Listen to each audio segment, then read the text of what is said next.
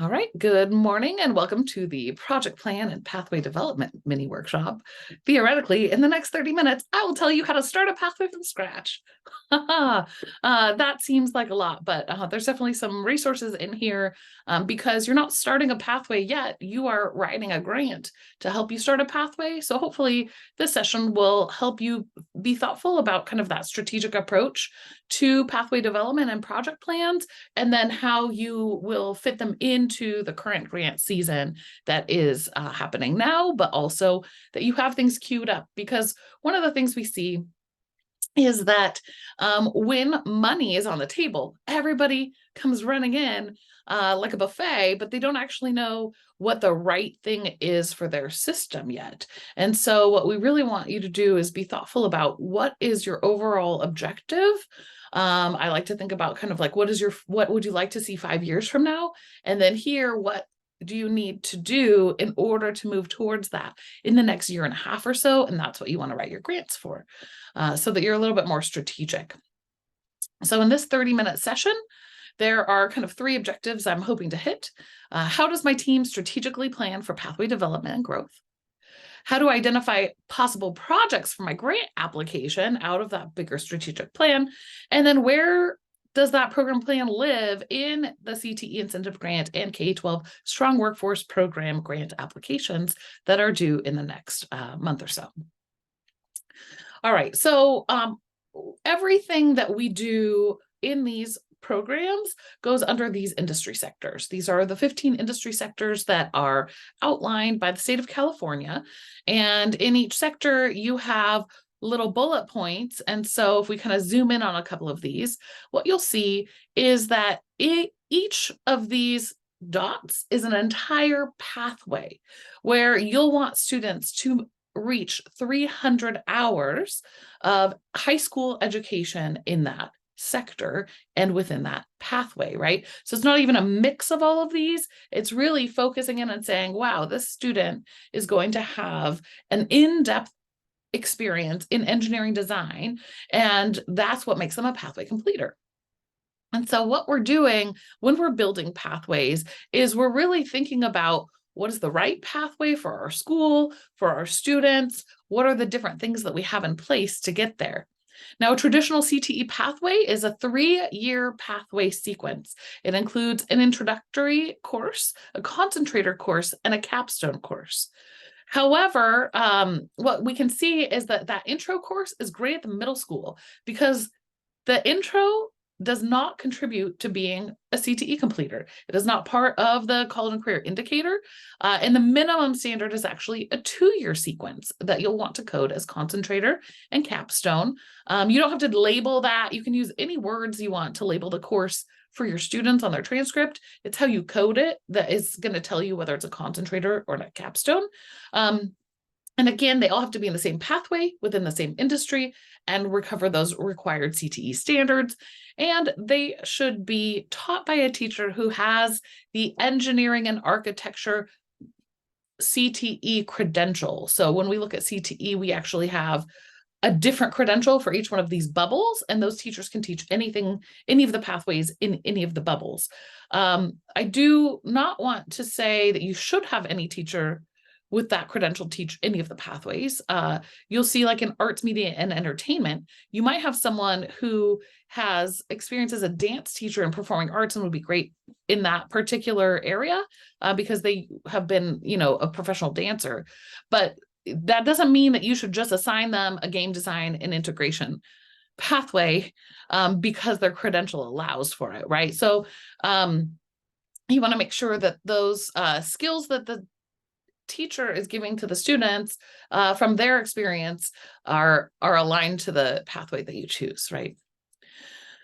So as we go forward, the 11 elements of a high quality career pathway, which don't worry, there's an 11 elements list, a 12 elements list. The reason we kind of stick around to 11 elements is because it's still part of the CTE incentive grant legislation. And so although 12 elements have now been approved by QAPJAC, which is a higher body of our the career pathways workforce guidance, there's a whole CW, don't worry about it. they have approved a new list, but it's really just this list reorganized with new words. So just stick with this until they tell you anything different. And so what you want to be thinking when you're creating a pathway, you're not just creating elective courses. That's actually where we see some of the failures of students to continue. They're told, oh, it's just an elective. We'll see a school that has a whole bunch of Photo 1 classes and then it goes nowhere, right? We don't want to bridge to nowhere. We want to bridge to industry. And so as part of your pathway, and as you do your self-study in the CTE incentive grant attachment 1, you'll see all of these living in different places within that.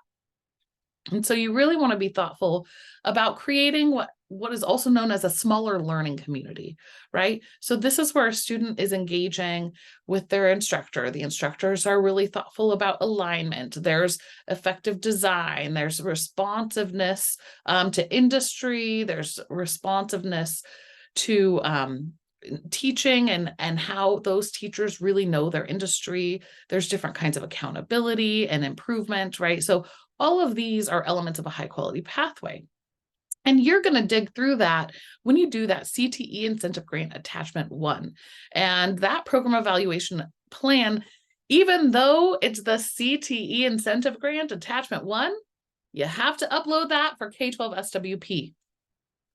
And for every single organization in a consortium application, you'll need them to do their own attachment 1, right? So when we're looking at maybe a charter system that has multiple entities, having them each do that.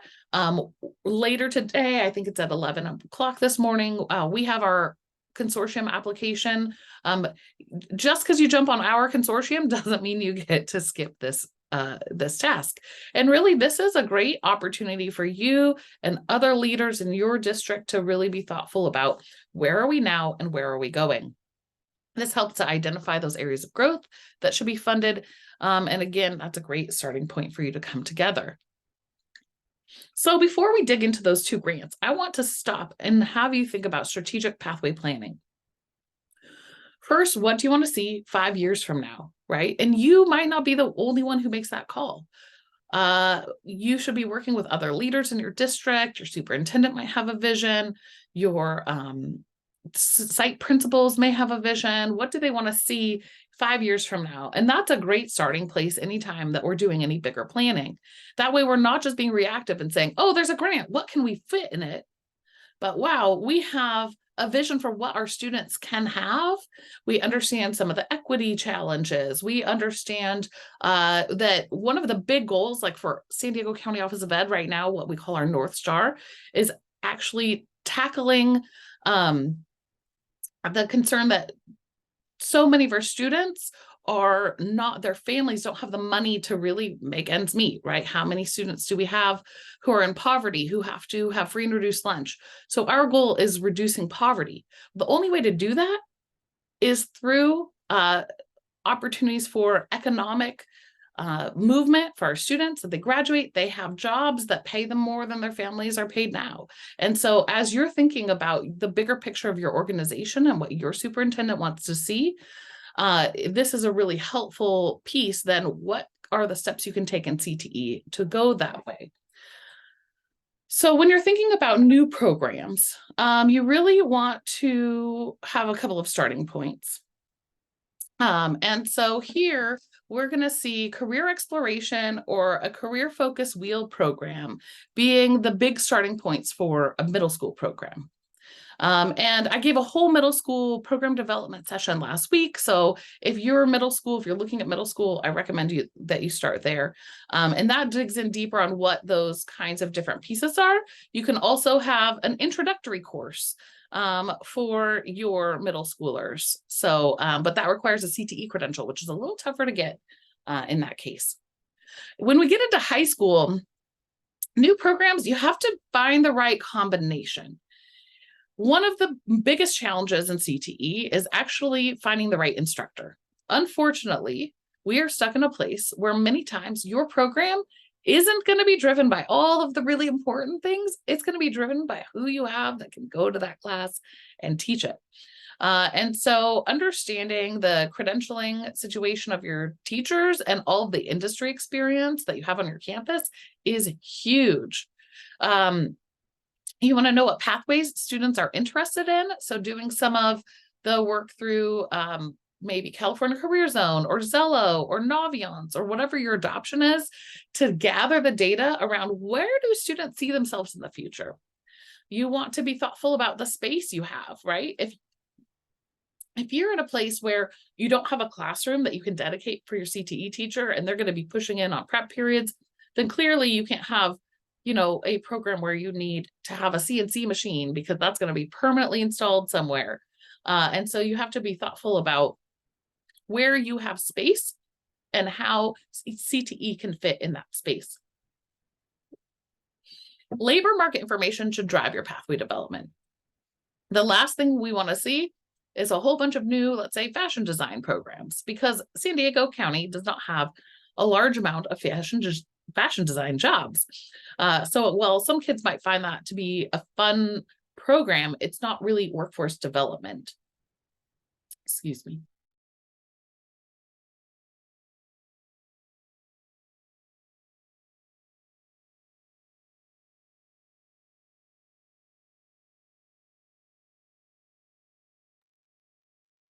So as you're developing your new pathways, each one of these areas is key to how you're thinking about that 5-year plan, right? So there's state requirements around, okay, you can't just pick any job. You have to go with the industry sectors, the pathway coding and curriculum. You have to think about the driving priorities that are out there. It could be your dashboard, right? You should know your college and career indicator data. I did a webinar on that last week. You should have a familiarity with your student outcomes. You should know what the community and students are interested in, what your post-secondary alignment looks like. And this might also be your district priorities, right? What are the outcomes your district really wants for all of you? And how do you make sure that this aligns to things like, let's say you have a new graduate profile or something of that nature, that can be a driving priority.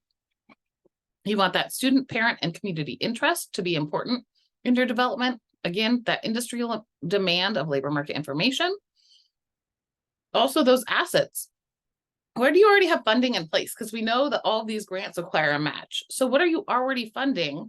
What facilities do you already have in place? What equipment or materials you already have? And are there pathways that can develop that leverage those things? And again, that's staffing. Does anyone have industry experience on your campus? This isn't even something where you can look through everyone's credential. You have to survey them and say, like, did you work before education in another industry? And what did you do? Because they might have worked in biotech, but if they were the front desk secretary in college, that doesn't count as working as a biotech professional, right?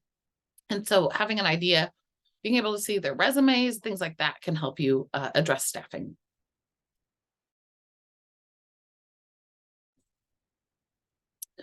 So that's if you're starting something new. Also, you might be looking at that going like, oh, that also applies to the things I already have in place. But if you are looking to improve or scale your pathways, here's just some starting points. I know this is a big list, but this is just little pieces that might help you. So alignment to your LCAP and district initiatives. Maybe you already did the fun exercise for CTEIG where you pull out your LCAP and you search for college and you search for CTE and you highlight all of those, right? That's one of the requirements. But did you read it? Did you read what your district actually says that you will do? Because there's 2 reasons why you need to read it. Reason 1 is, are you doing the things that they said that you should do? And if not, that's a place to fund them. Reason 2 is, if it is not representing CTE the way that you want it to be represented in the LCAP, this is your opportunity to have those conversations with leadership. What do you see as a area in the LCAP where we can better integrate our CTE work in the future, right? So those are great conversations to have at the leadership level. You want to do some gap analysis and equity work. It's a little bit tough because the CCI, it tells you how many students are in pathways by different special population, but it doesn't then divide it by pathways. And I've gone into those coding classes and you see certain demographics, and I walk into a auto shop class and I see other demographics, and that's not okay. And we all know that as educators. How are we getting ahead of that? What kind of equity work can we do to better help students see themselves in those pathways, better help counselors to align that work? And so that gap analysis work could be something that you might fund as one of your projects here as you improve or scale your pathways. How about industry updates? Do you need the greatest and brightest new machinery, some kind of equipment? How do you leverage your advisory group better to help inform what you're getting? These are some of the ways that you can also scale or leverage or improve your pathways. Perhaps at one site, you have the best culinary program that anyone ever could experience. And at the next site over, it's all right. This might also be a chance for you to scale across those programs. You might be able to fund time for that first instructor to work with the second instructor. You could try to do an analysis about what's different on those two campuses and how you can kind of change the culture around that program at the campus where it's not hitting those high watermarks. When you get a little further, there's really important areas around transitions and alignment. And that's from middle to high school. Making sure that your middle school teachers have been on your high school site, have seen these programs, that your middle school counselors are informed and able to talk to their high school. That's an easy lift, because you could just have one of your staff meetings at the high school if you're a middle school, or if you're a high school district, invite your middle school to do that. The other piece could be bringing the students up to the high school so that they can see it, or bringing some of your high school students down to the middle school so that they can support that alignment, talk to the kids, maybe do some projects with them. And so the middle schoolers see them in that pathway as they grow up. We also know that high school to post-secondary is an important transition piece. And so where are you working on alignment with your community college or four-year partners? And then A through G really is a form of alignment. Are we ensuring our students are meeting the requirements to get into a four-year university? Are we making sure that every single CTE course that we have is A through G eligible? That's another A through G alignment is really particularly outlined also in your K-16 collaborative grant application. So those of you who are doing the K-16 work, that might be something that you could fund under that umbrella. When it comes to capacity building, professional development with a focus. Who needs professional development? Everyone on your campus, right? So it's not just your CTE teachers, but how about your counselors? Are you ensuring they have CTE specific professional development? How about your administrators? Does your site administrator understand CTE? How could you help them better connect with our CTE programs? You could also say, like this year, I know we really are hoping to have an equity focus for one of your projects when it comes to K12SWP.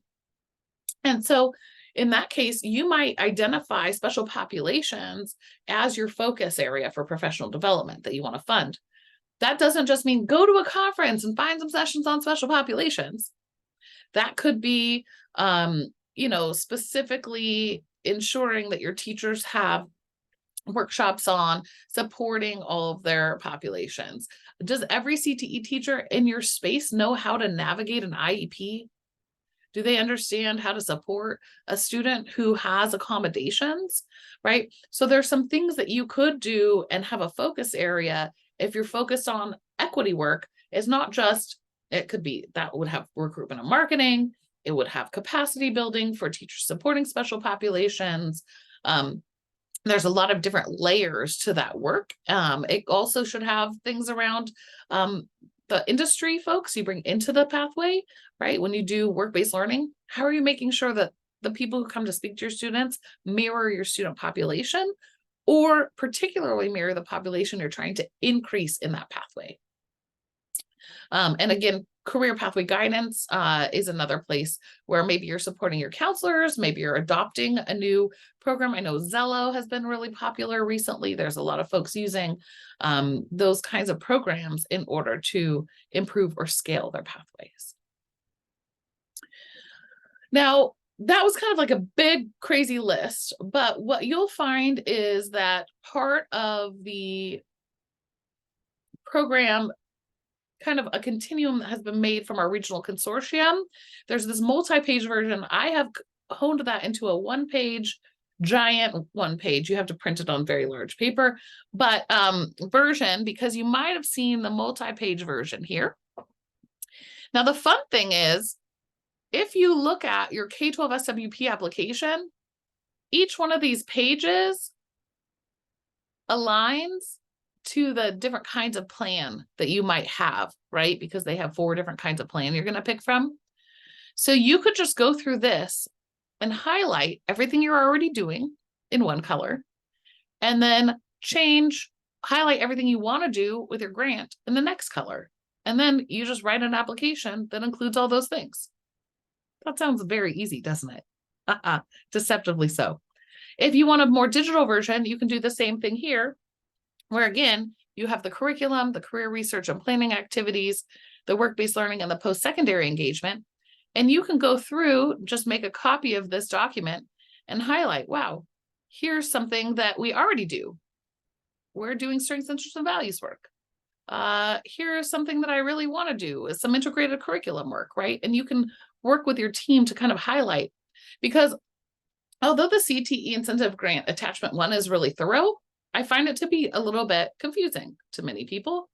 And so this might be a better framing point for those of you who are working with a larger group. And this is also technically, because it's listed in the Strong Workforce Regional Plan, then by aligning to this, then for K12SWP, that is part of your alignment to the regional plan. So these are really great resources that I strongly recommend that you use in doing this work.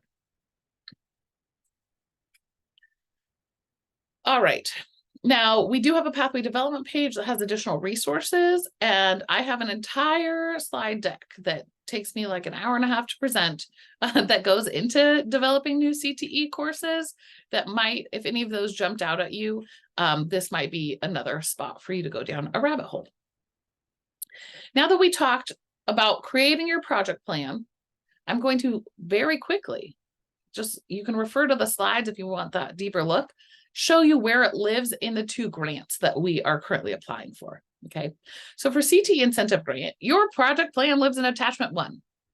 And in that attachment 1, you do the rubric, and then you do, 3 more boxes about, oh, here's what I'm doing well, here's what it looks like.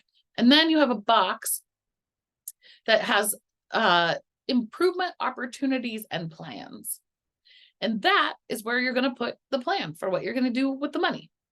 It should explicitly state the services or needs that you're going to put in your budget, right? And so when it comes to your CTE incentive grant application, you are looking at those minimum eligibility standards, and there's one section for each one of these, right? Curriculum and instruction, sequence of courses, exploration and guidance, right? So all of these, there's like 3 pages of them here, are part of your attachment 1. And this is where you're going to put your plan in your CTE incentive grant application. Now, when you're working on your K-12 Strong Workforce Program application, your project plan, well, everything is going to eventually live in Nova, but luckily there's some templates that you can work from so that you can cut and paste into Nova later. But it's going to live in kind of 3 places in some ways. The problem statement and project objectives are part 6. And then your work plan is actually part 9. So they kind of intertwine though, because they support each other. When we look at the problem statement, it needs to be informed by that regional plan. And so that's where the career development continuum I showed you comes into play. You want to make sure that you have alignment to industry challenges and community college and equity gaps, right? So that's where your problem statement starts. And then here's the rubrics that you are going to be using. Leslie went much in depth on this on Friday, so I'm not going to dig in deep. But the project objectives then is another 20 points for that grant. And that's where you're going to say, I just said, here are the things that we need. And here's what we're going to do about it, right? These are your project objectives. Need to, again, align with the regional plan. It needs to respond to those needs. Here you have to have those measurable outcomes. And you'd want to describe those efforts to close equity gaps. Now, again, you might see the need to do a lot of work, right? Because this is education. There's never not a lot of work to do. I want you to be really thoughtful as you apply for all the grants this year, right? You're applying right now for K12SWP, CTE incentive grant. Some of you for the K16 collaborative. In January, February, you'll have Golden State Pathways. Some of you also have Perkins, right? All of these grants, you can't write a year and a half of work into each one of them because that's 5 times the work. So you really want to think about what can you accomplish in the next year and a half and write to that. Because we'll have another grant season next year and we'll do it all again. And so don't overwhelm yourself with too many objectives if that, as you go through. So what you really want to do is, what are my big objectives? And then kind of divide them into these different areas. And I kind of like to maybe overlap some objectives because you never get all the money, right? So maybe I'm going to have some equity goals in my CTEIG, some equity goals in my K12SWP, and then if they both go down a little bit, then I have enough money to do all the things I wanted to do still. So, I have enough match to meet both, but they're not going to give me all of that money to meet all of those objectives. So sometimes we'll just put a little bit on both sides just in case. You can see the rubrics here for those. Once you get down into the work plan for K12SWP, this is where there's 4 different categories or strategies that you need to pick from. You're going to pick curriculum and instruction, college and career exploration, post-secondary transition and completion, work-based learning. You can pick one of them. You can pick all of them. Up to you. All right. A lot of times I see overlap. So I might try to just say, all right, all the things that are in my brain, can I just categorize them into 2 of these? And then I have to write a little bit less. Now, the great news, well, first of all, see these categories?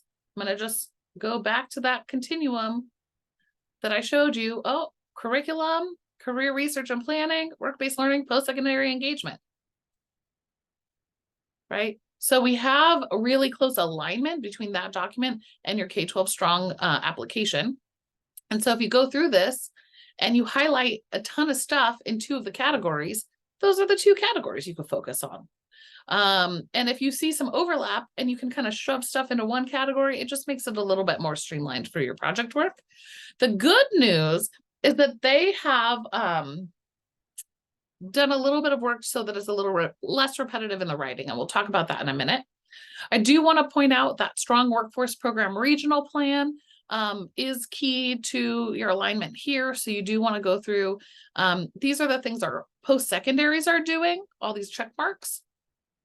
And you can find these direct links here. And then it has its own appendix on page 27. It just talks about how K12SWP aligns. So this is specifically what they want you to see. And then down at the bottom where it says it has resources that have been developed through our partnerships, that's that continuum, right? The middle and high school career development continuum. So that means you don't have to do all the things in this 30-page document. You really just need to focus on page 27 and maybe have a feel for page 26 so you know where you align with your post-secondaries. Again, I'm coming back to this because I think this is a great starting point for anyone thinking about their work and their separate continuums for middle and high. Once you get into the writing of your program plan, there are actually 5 boxes you're going to have to fill with information. But this year, you only have to do repeats on the first 2 for each strategy. So when you're in Nova, you click a few of these strategies and new boxes appear, like 5 boxes for each strategy. And so you just felt like you were repeating the same words over and over in the previous years. This year, we don't yet know what it looks like in Nova, but for each of those strategies, you need to do the 1 and the 2. And then 3 through 5, you can either cut and paste the same response under each strategy or put an NA. Nova hasn't opened yet, so we don't quite know how it's going to look. But there will be a little bit less work, a little less repetitive work this year for your work plan.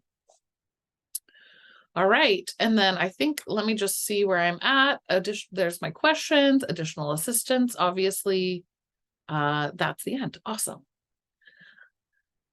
All right, so that is your basic deep dive, very quick look at how to create a new pathway, how to create opportunities to improve on your pathways, and to really be thoughtful first about the bigger picture. Where am I headed with my site, with my district, with my charter? Where do I want my students to be in 5 years? And then what's the next year and a half look like? And how do I fund that out of all of these grants? Don't be afraid to just have incremental change. If you take on everything, you will get nothing done. All right. Thanks everyone for attending. And now we will go to Q&A, and I'm going to stop the recording.